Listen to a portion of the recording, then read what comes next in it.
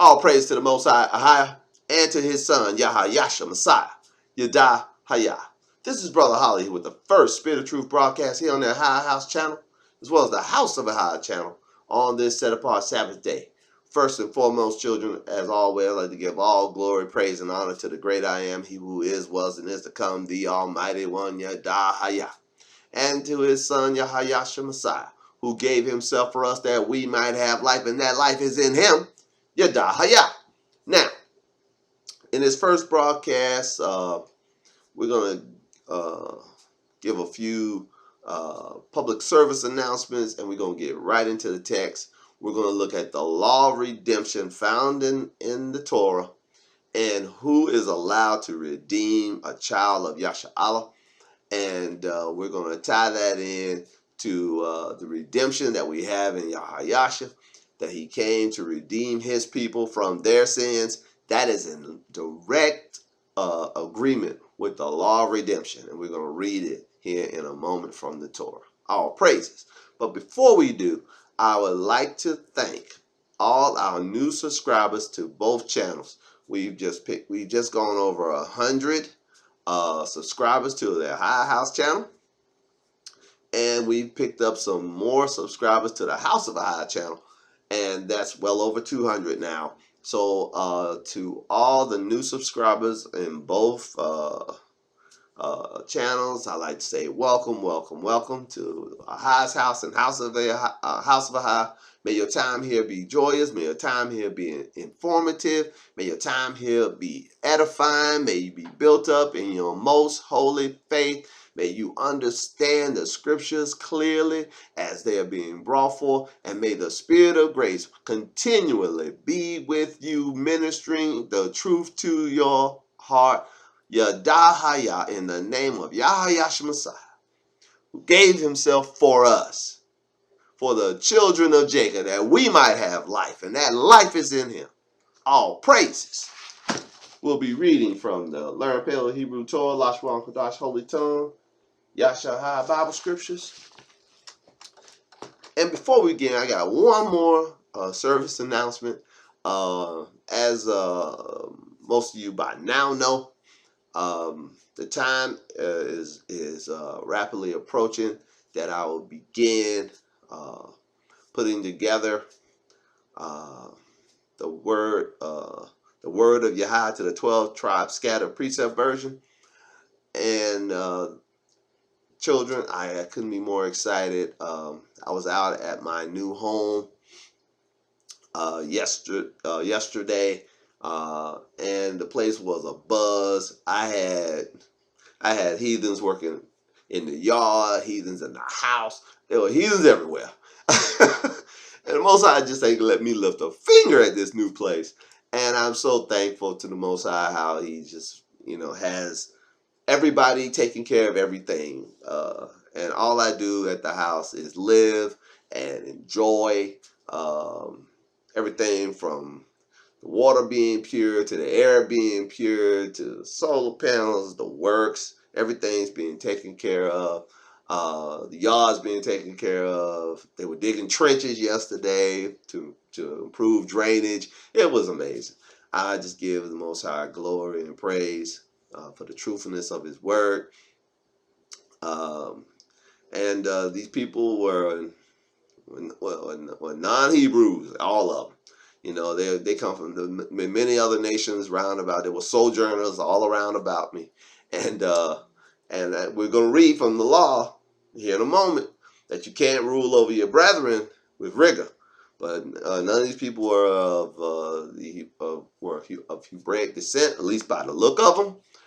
And if they were, I must apologize. But I doubt they were, for many references to crosses and stuff. I think I saw one even cross themselves. Because someone said something, they crossed themselves. I'm like, man, y'all just involved in some weird stuff. But, keep digging that ditch. Turn with me to Leviticus chapter 25.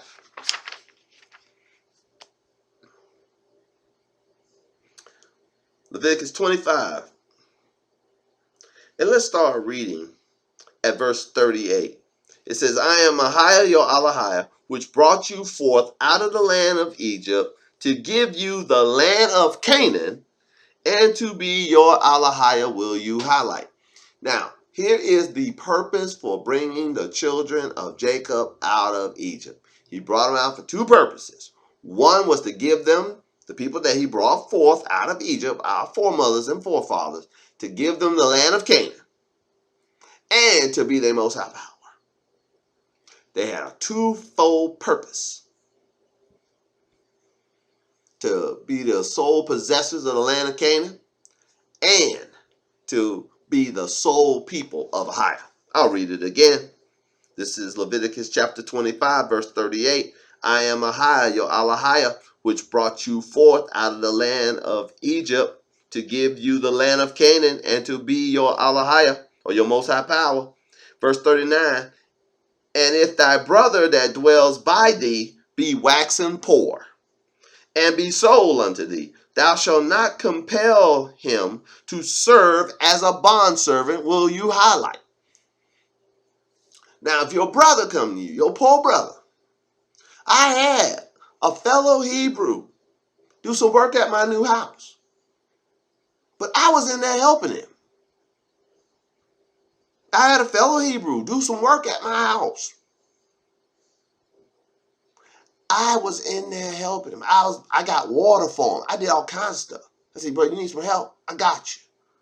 I can't work a fellow Hebrew like I can people of the other nation. We're going to read it. I can't treat my brethren like that.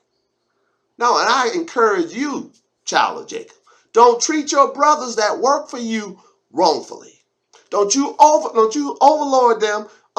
Don't you sit above them as some overlord and make them work with rigor. You can do that to the heathen. We're going to read it. But you can't do it to your brother. I'll read it again. And if thy brother that dwelleth by thee be waxen poor, and be sold unto thee, thou shalt not compel him to serve as a bondservant, but as an hired servant. We highlight. You got to pay your brother. You can't own your brother the way he's just a slave. No, he got to be a hired servant. I paid bro up front before he even did the work. He got his money. And let me help you, children. It is righteous and just when people do work for you, be they Hebrew or not, be they of Yasha Allah or not. If people do work for you, you pay them that day. They do the work, you pay them. If you can, pay them before they do the work. So you'll make sure you pay them. Well, bro, what if they steal my money?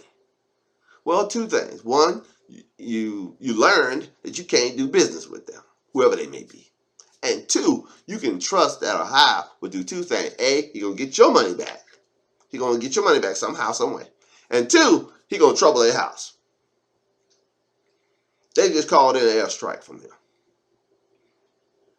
They may go into perdition behind that, doing something to you. So be advised, don't you seek vengeance. No, vengeance belongs to Ahayah. He will repay. But what you do is thank him that you're gonna get your money back, whatever they took from you. You'll get it back. He'll make a way for you to have it back, and he'll also trouble those who trouble you. Believe that. Verse 40. This is Leviticus chapter 25, verse 40. But as a hired servant, this is your brother, and as a sojourner. Now we have a good definition from Torah who a sojourner is. He shall be with thee and shall serve thee until the year of Jubilee will you highlight. Jubilee come what? Every 7 years, child. So you can have a high servant of your brethren for 7 years. What's going to happen on the year of Jubilee? And then shall he depart from thee, during the Jubilee. Verse 41. And then shall he depart from thee, both he and his children with him, and shall return unto his own family, unto the possession of his father shall he return. He worked for you as a hired servant, not as a bond servant. He's your brother. He's either of your tribe or one of the other of the 12 tribes of Yasha. He's your brethren, your kinsman according to the flesh. He's of Yasha'Allah. He can work for you not as a bondservant, but as a hired servant. You got to pay him. And when Jubilees come, you got to break the contract and let them go. For they are my servant. Verse 42 is why. For they, who they? Your brethren, who was working for you as a hired servant, not a bond servant, who is of your own people. For they are my servants, which I brought forth out of the land of Egypt. They shall not be sold as bondmen. Will you highlight? Now, for all those nations who sold Hebrews during the transatlantic slave trade and still selling them today. Oh yeah, there's slavery going on right now in North Africa, in East Africa, in parts of the Middle East. There's slavery going on right now. And if they selling Hebrews, listen up. Leviticus 25:42. For they are my servants which I brought forth out of the land of Egypt. They shall not be sold as bondmen. So you calling an airstrike from the Most High. Oh, he gonna destroy you for taking his people into captivity and making them slaves. He gonna destroy you. This country where I'm sitting in right now, it got a date with destruction. Why? For hundreds of years, it kept the children of Jacob found in this country, found in Canada, found in Mexico, found in the Caribbean, found in South America, found in the Isles of the Sea, found all over the world, kept them in bondage, kept them in servitude. They weren't paying them. No. They had them in chains, sicking the dogs on them, killing them, mistreating them. That's what they did. This country ain't never paid. Refused to give reparations? Okay, Most High gonna do you just like he did the Egyptians.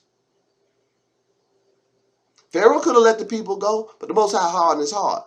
Would not the Most High be just to do the same thing to those who are entrusted with leading this place? Harden their heart too.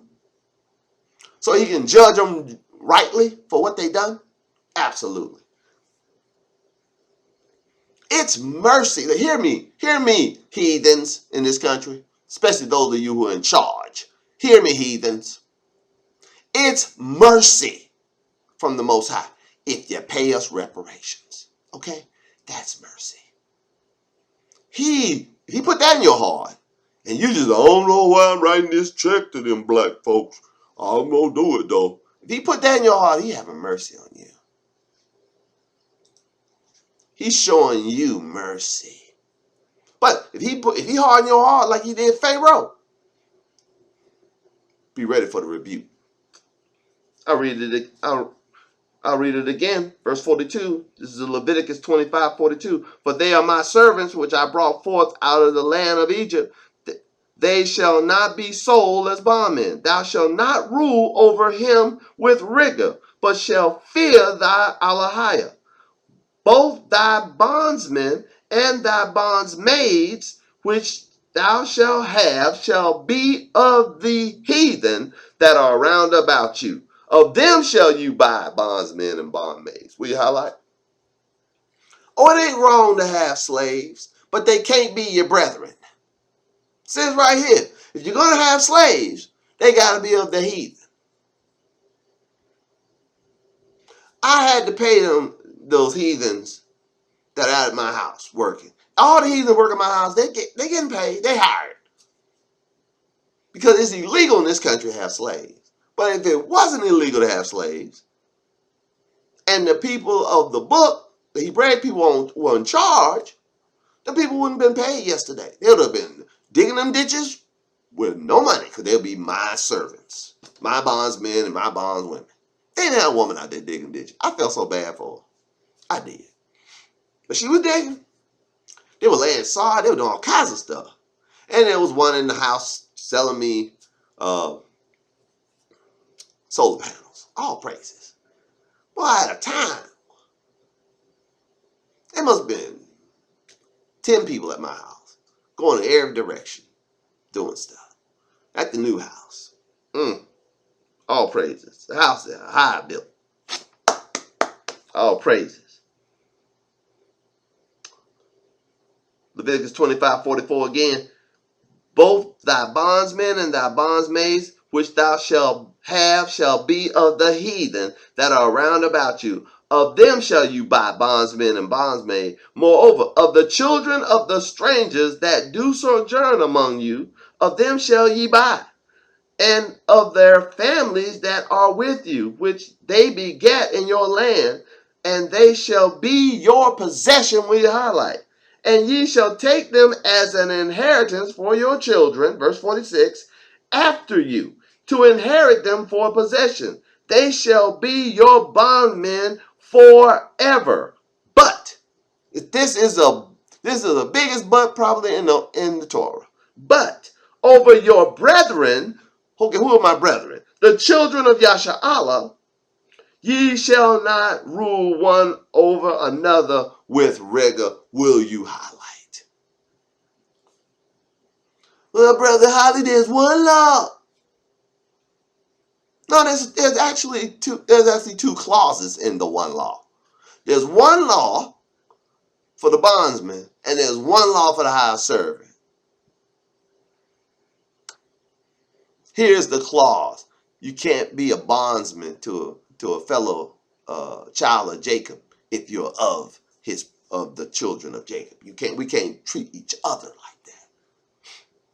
But the heathen round about, the stranger sojourning, absolutely. You can enslave them. You ain't got to pay them. But your brother, if he waxing poor, we read it earlier in the same text. If your brother wax poor around you and you bring him in to work for you, you got to pay him. You can't have them as a bond servant. Why? Because he's the servant of AHAYAH. Well, Brother Holly, I thought everybody was the Most High servant. We just read who his servants are.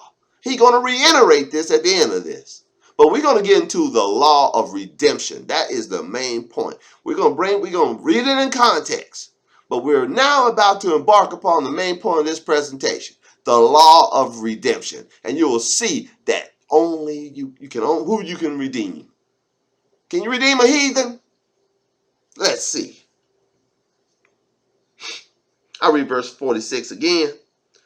This is Leviticus 25:46. And you shall take them as an inheritance for your children after you, to inherit them for a possession. They, speaking of the strangers around you, and the sojourners and the strangers and the heathens, they shall be your bondsmen forever. But over your brethren, the children of Yasha'Allah, you shall not rule one over another with rigor. If a sojourner or stranger wax rich by thee, and thy brother that dwells by him wax poor, and sells himself unto the stranger or sojourner by thee, or to the stock of the stranger's family, after that he is sold, he may be redeemed again. One of his brethren may redeem him. Will you highlight who his brethren? Explicitly a direct family member, but in a greater degree, his brethren is a child of Yasha'Allah from any of the 12 tribes.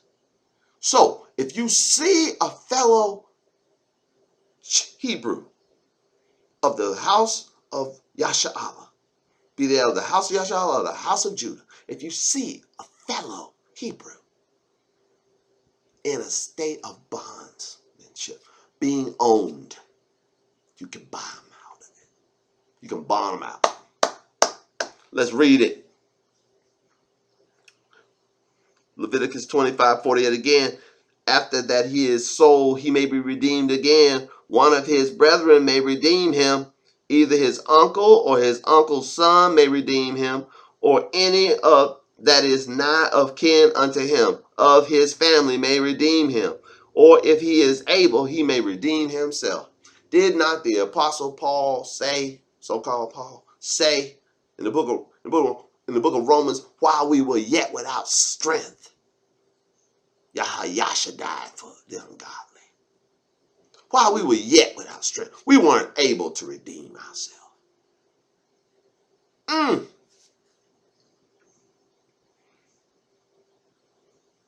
Verse 49 again, either his uncle or his uncle's son may redeem him, or any that is nigh of kin unto him of his family may redeem him.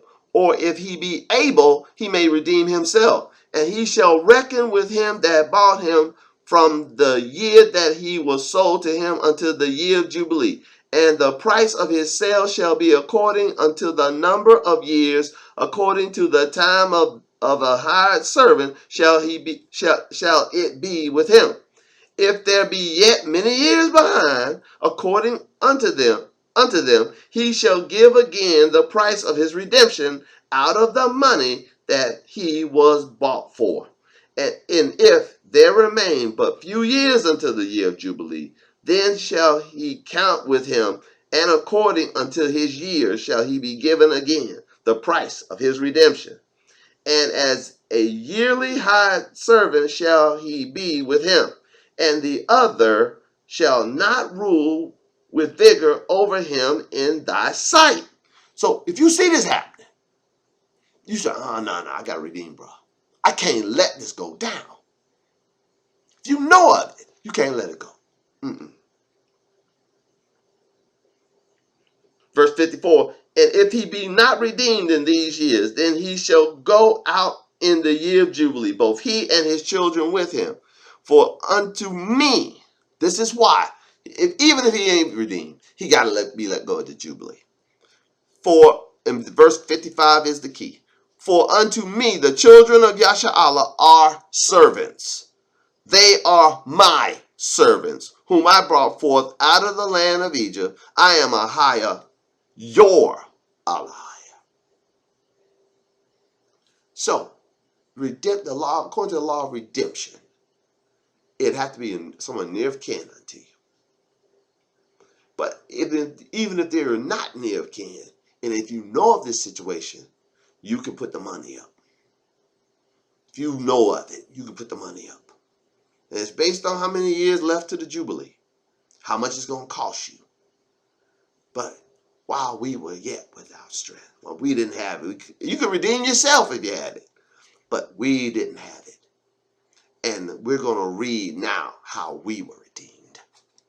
Let's go. You don't need to hold your place in Leviticus. We ain't coming back. Been read into your ears. The law of redemption. All praises. So now when you see the word redeem, you know it's in accordance to the law. It's in accordance to the law. Our redemption is in accordance to the law. What law, brother? The law of redemption. That one of your own brethren has to redeem you. You can't be redeemed. And a stranger is not called to redeem you. Nor are you called to redeem a stranger. You can keep a stranger a heathen forever. You don't have to buy them out.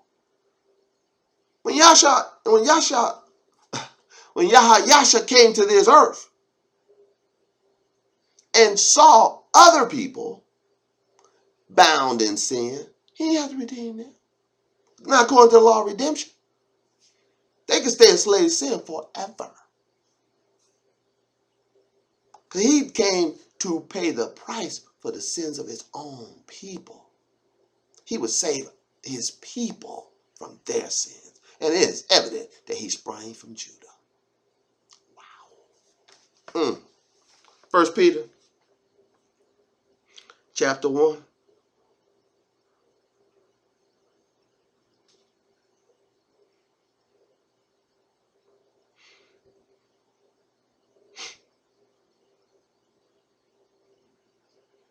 Let's start reading at verse 13. 1 Peter chapter 1, verse 13. Wherefore gird up the loins of your mind, be sober, and hope to the end for the grace that is brought unto you at the revealing or the revelation of Yahya Messiah.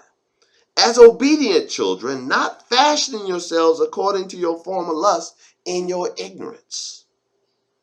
But as he which called you is Kodashia, or holy, be ye Kodashia in all manners of conversation or life. And if ye call on the Father, who without respect of persons judge according to every man's work, pass the time of your sojourning here in fear. For as much as ye know, you are not redeemed with corruptible things, as silver and gold with your highlight. In the law, you had to be redeemed with something corruptible. From your physical state of being a slave to a heathen. Because you wouldn't have been a slave to your own brother. You could only be a slave to a heathen. And the heathen was given law, instruction from high, not to make you a bondsman or a bondwoman. And they're going to be judged for doing it. Because he told them, don't do it. And if they did, one of your kin, a fellow person of Yasha'Allah could redeem you, who had knowledge of your situation. If it wasn't a family member, direct family member, if even a brethren of the greater group had knowledge of your situation, they could redeem you with money based on the number of years to the Jubilee. That's from physical bondage, under the lash and the rigor of a heathen. But what about spiritual bondage under the lash of sin and iniquity? Let's see how you get redeemed from that. 1 Peter chapter 1, verse 18, for as much as you know that you were not redeemed with corruptible things as silver and gold from your vain conversational way of life received by the tradition of your fathers, but by the precious blood of Messiah, as a lamb without blemish and without spot, who verily was foreordained before the foundation of the world, but was manifest in these last times for you. Who by him do believe in AHAYAH, that raised him up from the dead and gave him glory, that your faith and hope might be in AHAYAH, seeing ye have purified your souls in obeying the truth through the Spirit unto unfeigned love of the brethren. See that you love one another with a pure heart fervently. We know who your brethren are, don't we? We just read who your brother is. Your brother is not the heathen that sojourns among you. Your brother is not the heathen all around you. Your brother ain't the rich heathen that can take your brother and your brother can be a slave of him. No. And if your brother racks poor and you take him in, you got to pay him. They're a hired servant and not a bond servant. But your redemption here from iniquity, trespasses, and sins, from your filthy conversation, your old man, it's not with gold and silver, it's not with money, but it's by the precious blood of Messiah. And is not Messiah's blood the blood of the new covenant? And is not the new covenant made with the house of Yasha'Allah and with the house of Judah? It ain't made with nobody else. No other people group on the planet has a covenant of any sort with the Almighty. And we're going to look at the Abrahamic covenant in the second broadcast to prove it. All praises to the Most High, AHAYAH, and to his Son, Redeemer Messiah, Yadah. Hayah.